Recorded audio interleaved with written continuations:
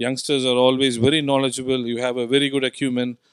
But end of the day, it's all about how you work around with your emotional quotient. Things that are gray areas, your tolerance, your temperament, and most importantly, it's all about in today's mantra, the collaborative work style that we all talk about. We say it's teamwork, we jointly hands together. So I have basically chosen a topic not for myself or for the TEDx. I basically thought that this could be right time for a lot of budding, people, for professionals, in terms of the change makers. And while you be a change maker, we always say that that should be better, this should be better, that should be a change in the system. But what we tend to forget is we need to be the change ambassador. I started my career almost in 2004, and I'm a sports person myself. I'm an athlete, a decathlon runner, as well as a cricketer myself. So I feel that games and sports are something that I always, tend to relate myself with. The joy of winning, the pain of losing, embracing defeat. I've always been, the mantras that as a teenager I've been gone through. So even before I, start giving my gyan, I can get into it. So change makers, be the change. And first you'll find, this great personality who is playing his cover drive. So you find a line stating 99.94, the world's highest test match cricket batting average. You could go across any records. You could go to Cricinfo, you can get into the Wikipedias, you can get into Wisden, whatever it is. He is considered to be the god of cricket. Sir Donald Bradman from Australia. If you say that you find the Laras, the Tendulkars, the Kohlis, these are all the great cricketers the world has ever trod, he should be the greatest. Because, not just because of his average of 99.94, but it's because of the way he had scored those runs. Bradman was a perfectionist. He was one of the greatest captains that Australia ever had. And he was one of the predecessors or one of the persons in the game of cricket, to take it beyond, what cricket was. Bradman was a part of the Bodyline series. I'm sure many youngsters would, be looking at, what do you mean by a Bodyline series? It was a kind of a practice that, the England people had formulated to beat Australia by, bowling, to your bodies, to your shoulders, hurting. But still, Bradman averaged more than 56. So he was one of the greatest inspirers. And you can always think that, was Bradman the god? But still he's a human being, because when he went out to play his last test innings, mind you, he was averaging almost 99.94. He just needed 4 runs actually to get a 100 average. But they sometimes say this cliche, after all, you're human. He got out for a duck. But, that's Bradman's history. Today, you name any cricket, you ask any cricket historian, without Bradman, there is no cricket at all. Yes, the person who changed the face of cricket. I am a firm believer, since I've come from this corporate line, I'm a firm believer of people who don't reinvent the wheel, but someone who creates the impact, the jaw-dropping movement. Now, Kerry Packer, not many of you would have heard again, but was one of the persons in 1977-78 who changed cricket. Now, you're talking about the IPL that happened in 2008, but Kerry Packer did it 30 years, 40 years before. He bought players from all leading national sides and he made them to play in a series called World Series Cricket. He was the first person to add flavor to cricket. When I say add flavor to cricket, he introduced the white ball. He introduced colored clothing. He introduced the blacks, screens. He introduced the floodlights. Cricket, which was always a day game, known for 100 years, started to become an entertainer. Meaning, I can go back to I can come from office, take my family out, for a great cricket match, spend some time on the field and come back. So that had what, Kerry Packer had bought, and the whole cricket world was stunned. Because any international match you play, they were not those brand players.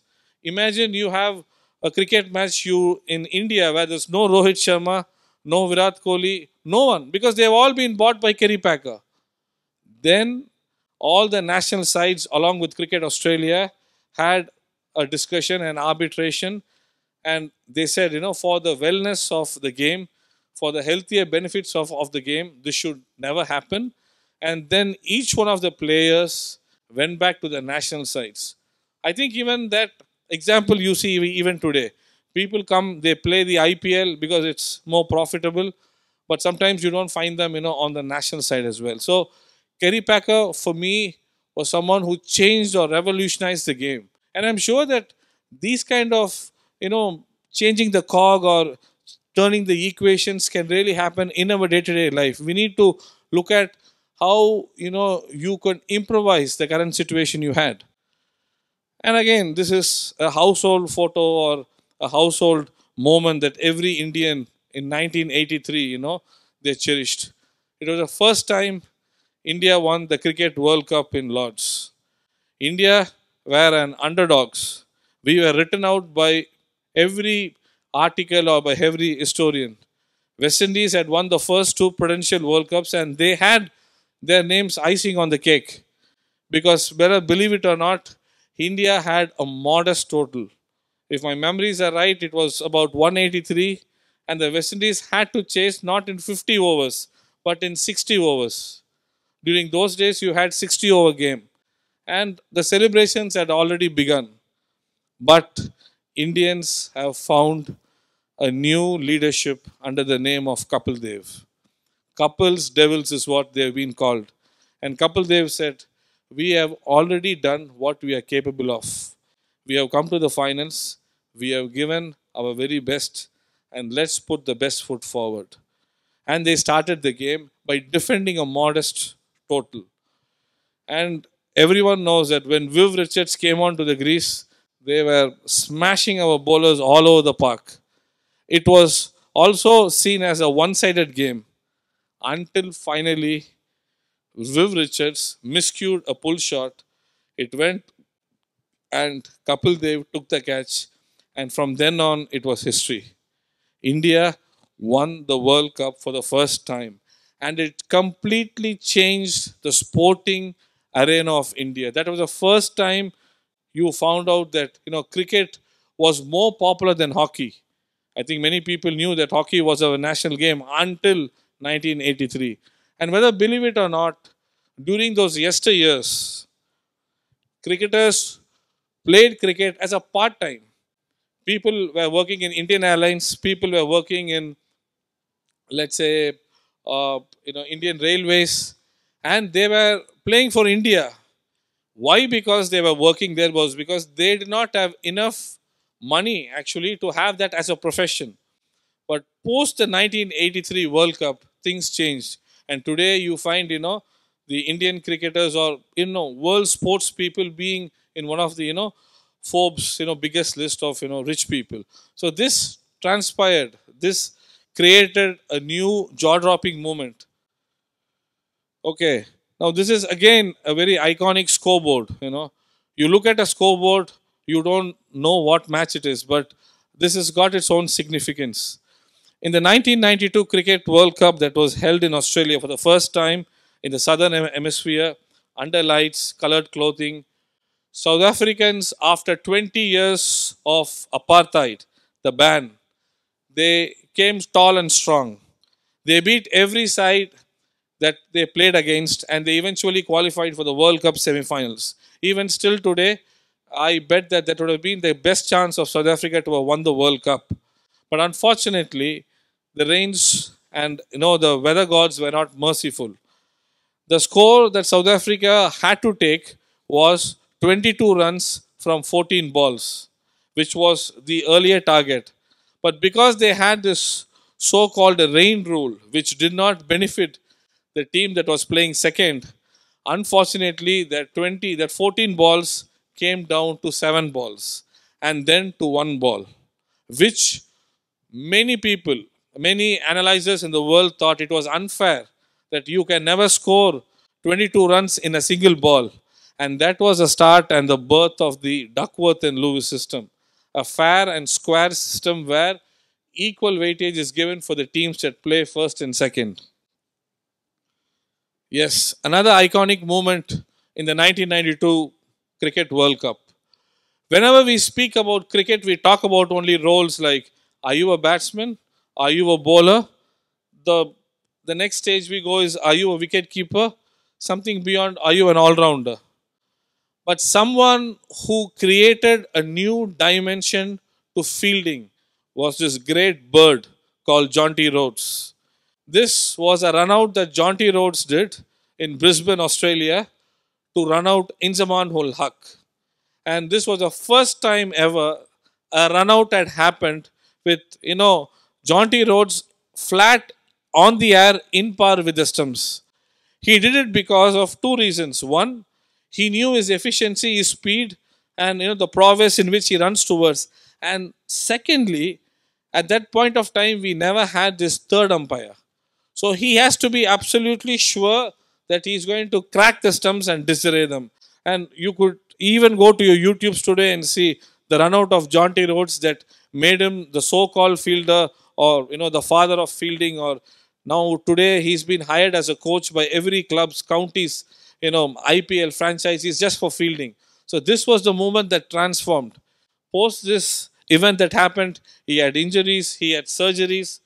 That's history. But there was a new dimension that he had given to the world of cricket called fielding.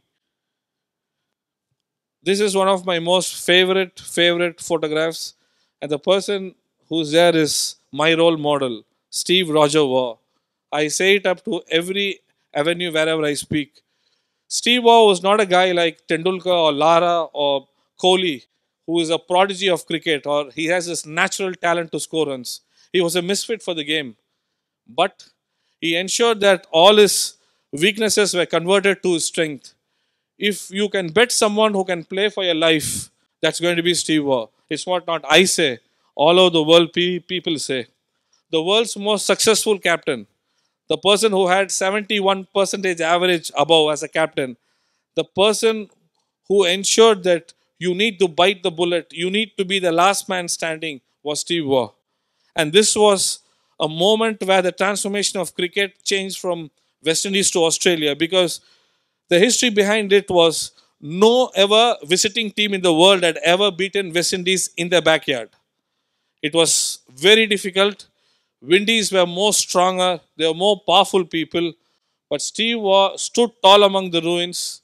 He faced Ambrose and he ensured that he scored a double century. And for the first time, Australians beat West Indies in the Frank Worrell Trophy in 1995.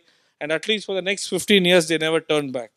So this was the first time that the world cricket, from West Indies being a superpower, changed to Australia. Okay, now we are looking at other iconic, cricketers. Two openers who created nightmares in, the whole world, people who bowled to them. They played T20s in their early 90s. This was nothing but Sanath Jayasuriya and Ramesh Kaluvitarana. They created nightmares to cricket bowlers. When cricket was taught as a gentleman's game, as a technical person, when you play cricket, they say, see off the new ball, let the shine go. Once the shine goes, you have control over the ball. That's how cricket was played, the first 15 overs. But these people, they demolished bowling. They thought that the first 15 overs is an opportunity for them to actually play cricket, play aggressive cricket.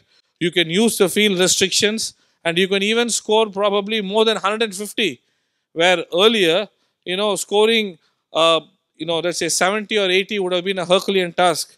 Of course, many people would say, even before Jayasuriya and Kaluvitarana, Krishnamachari Srikanth from India did it. Yes, absolutely.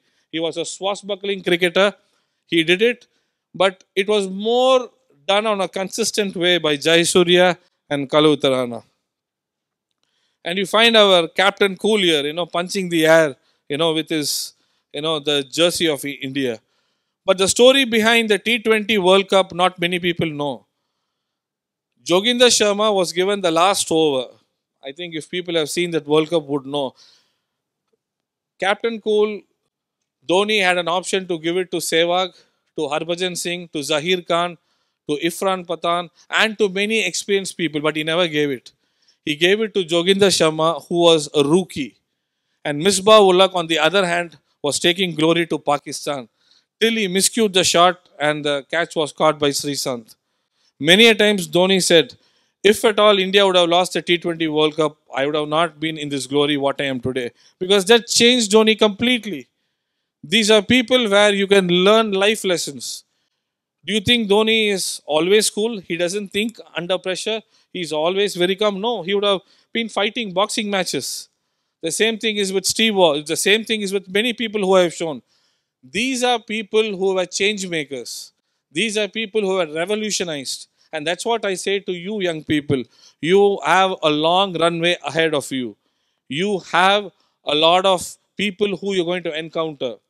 Meeting people is like mining gold. You will find a lot of negative qualities, but that's not going to be important for you. What's going to be important for you is that 1 ounce of good quality that you're going to find in them. Take an example of a miner. He goes inside, he gets lumps and lumps of dust to find that 1 ounce of gold. So, people, to sum up, to infer, I wish you all the very best. Today's world is a world of branding and networking, and I wish you all the very best. Thank you.